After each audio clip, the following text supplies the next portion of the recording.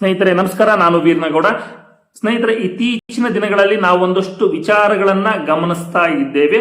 ಆ ವಿಚಾರ ಏನು ಅಂತಂದ್ರೆ, ಯಾರಾದರೂ ಪ್ರಶ್ನೆಯನ್ನ ಮಾಡಿದಾಗ, ಯಾರಾದರೂ ದಾಖಲೆಗಳನ್ನ ಇಟ್ಟುಕೊಂಡು ಅದರ ಬಗ್ಗೆ ಮಾತನಾಡಿದಾಗ ಧರ್ಮದ್ರೋಹಿ, ಧರ್ಮ ವಿರೋಧಿ, ಎಡಪಂಥೀಯ, ನಗರ ನಕ್ಸಲರು, ಇವನು ಆ ಪಕ್ಷದವನು, ಇವನು ಈ ಪಕ್ಷದವನು ಎನ್ನುವಂತಹ ಲೇಬಲ್ಗಳನ್ನ, ಹಣೆಪಟ್ಟಿಯನ್ನ ಕಟ್ತಕ್ಕಂತಹ ಕೆಲಸ ನಡೀತಾ ಇದೆ.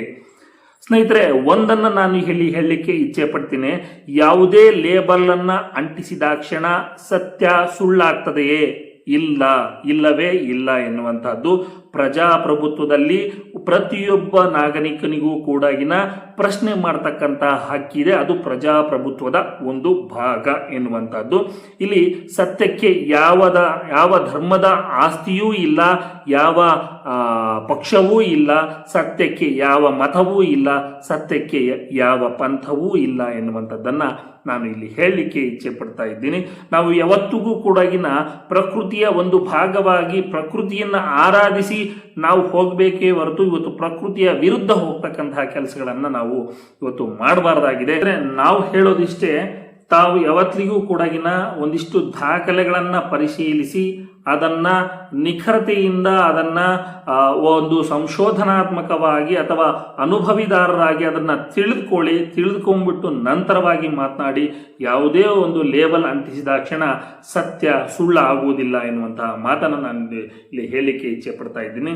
ಸ್ನೇಹಿತರೆ, ಇವತ್ತು ಸೌಜನ್ಯ ಪ್ರಕರಣ ಸುಪ್ರೀಂ ಕೋರ್ಟ್ ಮೆಟ್ಟಿಲೇರಿದೆ ಎನ್ನುವಂತಹದ್ದು. ಈ ಸೌಜನ್ಯ ಪ್ರಕರಣ ಏನಿದೆ, ಆ ಸೌಜನ್ಯ ಪ್ರಕರಣದಲ್ಲಿ ಹಲವಾರು ವರ್ಷಗಳಾಯಿತು, 14 ವರ್ಷಗಳೇ ಕಳೆದು ಹೋದವು. ಆದರೆ ಇದರಲ್ಲಿ ಸಾಕ್ಷಿ ನಾಶಗಳು ಆಗಿರ್ತವೆ. ಇಷ್ಟು ವರ್ಷಗಳಲ್ಲಿ ನ್ಯಾಯ ಸಿಗುತ್ತಾ ಅನ್ನುವಂಥದ್ದು ಹಲವಾರು ಜನರ ಅಭಿಪ್ರಾಯಗಳು ಕೂಡ ಆಗಿದೆ. 25-30 ವರ್ಷದ ಕೇಸ್ಗಳನ್ನೇ ಕಂಡು ಹಿಡಿದಿದ್ದಾರೆ. ಇನ್ನು ಇದು ಯಾವ ಲೆಕ್ಕ ಎನ್ನುವಂಥದ್ದನ್ನು ನಾನು ಇಲ್ಲಿ ಹೇಳಲಿಕ್ಕೆ ಇಚ್ಛೆ ಪಡ್ತೀನಿ.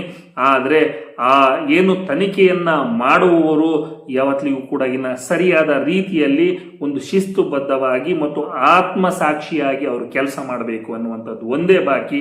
24 hours ಅಲ್ಲಿ ಇವರೇ ಆರೋಪಿಗಳು ಅಂತೇಳಿ ಪತ್ತೆ ಹಚ್ಚಬಹುದು. ಇವತ್ತು ಕಳ್ಳರಿಂದ ಈ ಪ್ರಕರಣವನ್ನ ಪತ್ತೆ ಹಚ್ಚಬಹುದು. ಇವತ್ತು ರಾಜ್ಯ ಸರ್ಕಾರದ COD, CID, ಕೇಂದ್ರ ಸರ್ಕಾರದ CBI ಮತ್ತು ಏನೇನು ಇದರಲ್ಲಿ ಎಲ್ಲಾ ಲೋಪದೋಷಗಳನ್ನ ಮಾಡಿದ್ದಾರೆ, ಅವರು ಲೋಪದೋಷಗಳನ್ನ ಮಾಡಲಿಕ್ಕೆ ಕಾರಣ ಏನು? ಇವತ್ತು ಸುಪ್ರೀಂ ಕೋರ್ಟ್ ನೀವು ಈ ರೀತಿಯಾದಂತಹ ಚಾರ್ಜ್ ಶೀಟ್ ಹಾಕಿದ್ದೀರಿ, ಯಾರನ್ನ ಬಚಾವ್ ಮಾಡಲಿಕ್ಕೆ ಈ ತರ ಚಾರ್ಜ್ ಶೀಟ್ ಹಾಕಿದ್ದೀರಿ ಅಂತೇಳಿ ಅವರಿಗೆ ಕಪಾಳ ಮೋಕ್ಷವನ್ನ ಮಾಡಿರ್ತಕ್ಕಂಥದ್ದು. ಮತ್ತು CBI ಕೂಡ ಈ ವಿಶೇಷ ಕೋರ್ಟ್ನಲ್ಲಿ ಸಂತೋಷ್ ರಾವ್ ನಿರಪರಾಧಿ, ಈತ ಒಬ್ಬ ಅಮಾಯಕ, 100ಕ್ಕೆ 100 ಈತ ಅಮಾಯಕ, ಇವರನ್ನ ಯಾರನ್ನೋ ಬಚಾವ್ ಮಾಡಲಿಕ್ಕೆ ಈತನನ್ನ ಸಿಲುಕಿ ಹಾಕಿಸಲಾಗಿದೆ ಎಂದು CBI ಅವರೇ ತಾವುಗಳು ಬರೆದಿದ್ದೀರಿ ಎನ್ನುವಂತಹದ್ದು. ಹಾಗಾದ್ರೆ ತಾವುಗಳು ಕೂಡ ಈ ರಾಜ್ಯ ಸರ್ಕಾರ ಆಗಿರಬಹುದು, COD ಆಗಿರಬಹುದು, CBI ಆಗಿರಬಹುದು, ಎಲ್ಲರೂ ಕೂಡ ಯಾರನ್ನು ಬಚಾವ್ ಮಾಡಲಿಕ್ಕೆ ನೀವು ಈ ರೀತಿಯಾದಂತಹ ಒಂದಿಷ್ಟು ಚಾರ್ಜ್ ಶೀಟ್ಗಳನ್ನ ಹಾಕಿದ್ರಿ ಎನ್ನುವಂಥದ್ದು. ಏನು ಇದರಲ್ಲಿ ವೈದ್ಯಾಧಿಕಾರಿಗಳು ಏನಿದ್ದಾರೆ, ಡಾಕ್ಟರ್ ಆಡಮ್ ಮತ್ತು ರಶ್ಮಿ ಎನ್ನುವಂಥದ್ದು. ಡಾಕ್ಟರ್ ಆಡಮ್ ಅವರು ಈಗಾಗಲೇ ಶಿವನ ಪಾದವನ್ನ ಸೇರಿದ್ದಾರೆ. ಇನ್ನು ಉಳಿದಿರ್ತಕ್ಕಂಥದ್ದು ರಶ್ಮಿ ಅವರು. ಅವರನ್ನ ತನಿಖೆ ಮಾಡಬೇಕು. ಇದರಲ್ಲಿ ಕಳ್ಳಾಟ ಆಡಿದವರನ್ನು ಕೂಡ ತನಿಖೆ ಮಾಡಬೇಕು. ಕಳ್ಳರಿಂದಲೂ ಸತ್ಯ ಹೊರಗಡೆ ಬರುತ್ತೆ ಎನ್ನುವಂಥದ್ದು. ನಂತರವಾಗಿ ಏನು PSI ಯೋಗೀಶ್ ಕುಮಾರ್ ಏನಿದ್ದಾನೆ, ಆತನನ್ನ ತನಿಖೆ ಮಾಡಬೇಕು.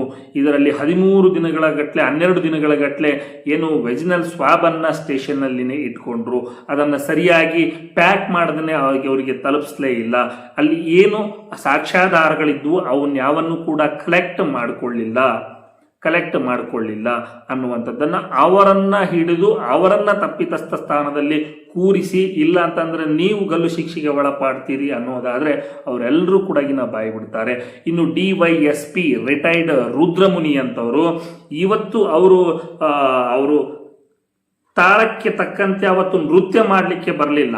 ಇವತ್ತು ವೇದಿಕೆಗಳನ್ನ ಕೇಳ್ತಾ ಇದ್ದಾರೆ. ತಾವೇನೋ ದೊಡ್ಡದಾಗಿ ಹೋರಾಟ ಮಾಡಿಬಿಟ್ಟಿದ್ದೀವಿ ಅನ್ನಗೆ ವೇದಿಕೆಗಳನ್ನ ಕೇಳ್ಕೊಂಡು ಬರ್ತಾ ಇದ್ದಾರೆ ಡ್ಯಾನ್ಸ್ ಗಳನ್ನ ಮಾಡಲಿಕ್ಕೆ. ಅವತ್ತು ಅದೇ DYSP ರುದ್ರಮುನಿ ಅವರು ಇದರಲ್ಲಿ ಏನೆಲ್ಲ ತಪ್ಪುಗಳನ್ನ ಲೋಪದೋಷಗಳನ್ನ ಮಾಡಿದ್ರು ಅವರನ್ನು ಕೂಡ ತನಿಖೆ ಮಾಡಬೇಕಾಗಿದೆ.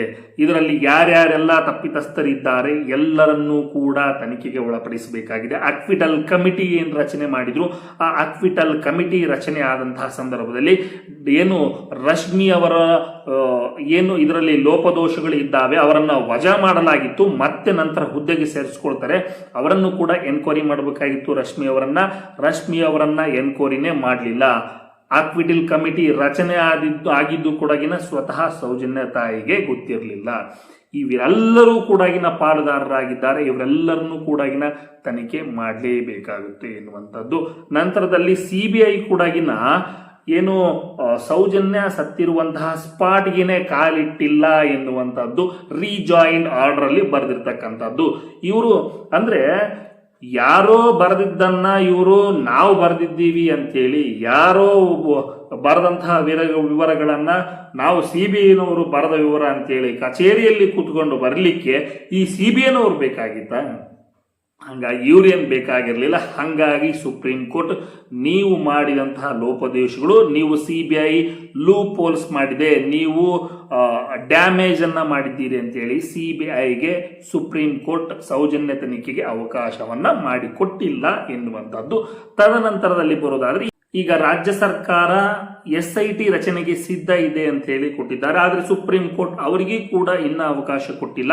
ಯಾಕೆಂದ್ರೆ ಈಗ ಸುಪ್ರೀಂ ಕೋರ್ಟ್ ಅಲ್ಲಿ ಈಗ ನ್ಯಾಯಾಧೀಶರು ಯೋಚನೆ ಮಾಡ್ತಾ ಇರಬಹುದು ಏನು ಅಂತಂದ್ರೆ, ಈ SIT ರಚನೆ ಆದ್ರೆ ಸುಪ್ರೀಂ ಕೋರ್ಟ್ ತನ್ನ ಸುಪರ್ದಿಯಲ್ಲಿ SIT ರಚನೆ ಮಾಡುತ್ತಾ, ಅಂದ್ರೆ ಯಾವ್ಯಾವೆಲ್ಲ ತನಿಖೆಗಳು ಮಾಡ್ತಾರೆ ಇಮಿಡಿಯೇಟ್ಲಿ ಅದರ ವರದಿಯನ್ನ ಒಪ್ಪಿಸಬೇಕು ಅನ್ನುವಂತಹ ಸುಪ್ರೀಂ ಕೋರ್ಟಿನ ಸುಪರ್ದಿಯಲ್ಲಿ SIT ರಚನೆ ಆಗುತ್ತಾ, ಅಥವಾ ಅದಕ್ಕೂ ಮುಂದೆ ಹೋಗಿ ನಿವೃತ್ತ ನ್ಯಾಯಾಧೀಶರ ತನಿಖಾ ತಂಡವನ್ನೇ ರಚಿಸಿ ಇವರು ಒಂದು SIT ರಚನೆ ಮಾಡುತ್ತಾ ಎನ್ನುವಂಥದ್ದನ್ನ ನಾವುಗಳು ಕಾದು ನೋಡಬೇಕಾಗಿದೆ. ಸ್ನೇಹಿತರೆ, ಅಭಯ ಪ್ರಕರಣದಲ್ಲೂ ಕೂಡಗಿನ ಅಷ್ಟೇ. ಈ ಅಭಯ ಪ್ರಕರಣದಲ್ಲಿ ಒಬ್ಬ ಕಳ್ಳ ಅಭಯಳಿಗೆ ನ್ಯಾಯವನ್ನ ಕೊಡಿಸ್ತಾನೆ ಎನ್ನುವಂಥದ್ದು. ಈ ಪಾದ್ರಿ ಏನಿದ್ದಾನೆ, ಆ ಪಾದ್ರಿ ಮತ್ತು ಕನ್ಯಾಸ್ತ್ರೀಯವರ ಇವರ ದೈಹಿಕ ಸಂಬಂಧವನ್ನ ನೋಡಿದಂತಹ ಒಬ್ಬ ಕನ್ಯಾಸ್ತ್ರೀಯನ್ನ ಇಳಿಗೆ ಮನೆಯಿಂದ ಅವಳಿಗೆ ಕೊಚ್ಚಿ ಆಕೆಯನ್ನ ಬಾವಿಯಲ್ಲಿ ಬಿಸಾಕ್ತಾರೆ. ಅಲ್ಲಿ ಕೂಡಗಿನ ಕ್ರೈಸ್ತ ಮಿಷನರಿಗಳು ದೊಡ್ಡದಾಗಿ ಹೋರಾಟವನ್ನ ಮಾಡ್ತಾರೆ. ಅವರು ಆತ್ಮಹತ್ಯೆಯನ್ನ ಮಾಡಿಕೊಂಡಿದ್ದಾರೆ. ಇವರನ್ನ ಪಾದ್ರಿಯನ್ನ ಸಿಕ್ಕಿ ಹಾಕಿಸುವಂತಹ ಕೆಲಸ, ಇವರನ್ನ ಬೇಕು ಅಂತಾನೆ ಇದು ಮಾಡ್ತಾ ಇದ್ದಾರೆ ಅಂತೇಳಿ ಸಾಕಷ್ಟು ದೊಡ್ಡದಾಗಿ ಕೇರಳದಲ್ಲಿ ಇದು ಹಬ್ಬುತ್ತೆ. ಇಲ್ಲಿ ಎಲ್ಲಾರನ್ನೂ ಕೊಂಡುಕೊಳ್ತಾರೆ. ಆದರೆ CBIಗೆ ಸುಪ್ರೀಂ ಕೋರ್ಟ್ 3 ಬಾರಿ ಚಾಟಿ ಬೀಸಿದೆ. ಒಂದಲ್ಲ ಎರಡಲ್ಲ 3 ಸಾರಿ ನೀವು ಸರಿಯ ಇದನ್ನ ತನಿಖೆ ಮಾಡಿಲ್ಲ, ಈ ತರ ಚಾರ್ಜ್ ಶೀಟ್ ಹಾಕ್ತೀರಾ ಅಂತೇಳಿ ಕಪಾಳ ಮೋಕ್ಷವನ್ನ 3 ಬಾರಿ ಮಾಡಿ 22-23 ವರ್ಷಗಳ ತರುವಾಯ ಅಭಯಳಿಗೆ ನ್ಯಾಯ ಸಿಕ್ತು ಎನ್ನುವಂಥದ್ದು.